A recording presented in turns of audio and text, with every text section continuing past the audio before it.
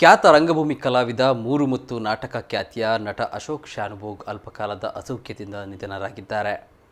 ಅವರಿಗೆ 54 ವರ್ಷ ವಯಸ್ಸಾಗಿತ್ತು.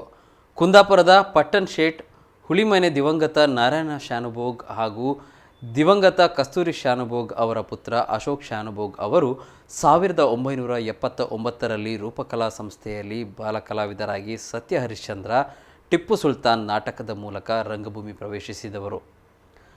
ಓದಿನ ಬಳಿಕ ನಿರಂತರವಾಗಿ ರಂಗಭೂಮಿ ಸಿನಿಮಾಗಳಲ್ಲಿ ತೊಡಗಿಸಿಕೊಂಡಿದ್ದರು. ಸ್ವಉದ್ಯೋಗ ಮಾಡಿಕೊಂಡಿದ್ದ ಅಶೋಕ್ ಅವರು ನಾಟಕವನ್ನೇ ಬದುಕಿನ ಭಾಗವಾಗಿಸಿಕೊಂಡಿದ್ದರು.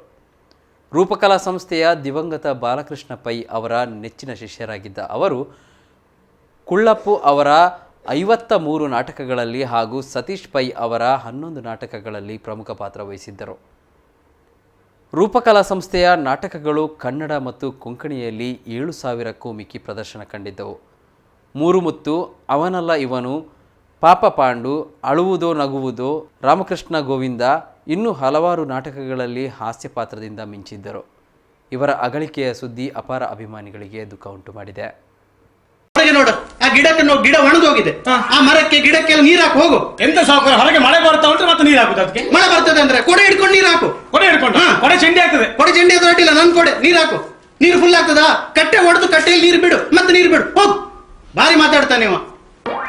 ಜವಾಬ್ದಾರಿ ಇಲ್ಲ ಕೆಲಸದವರಿಗೆ. ನಾಯಿಗಳು, ಕತ್ತೆಗಳು ನೀವು. ನಾನು ಪೇಪರ್ ಓದ್ತೇನೆ, ನೀನು ಹೋಗಿ ಕೆಲಸ ನೋಡು. ಆಯ್ತು, ಎಲ್ಲ ಕೆಲಸ ಮುಖ ನೋಡುದಲ್ಲ. ಆಯ್ತಾಯ್ತು.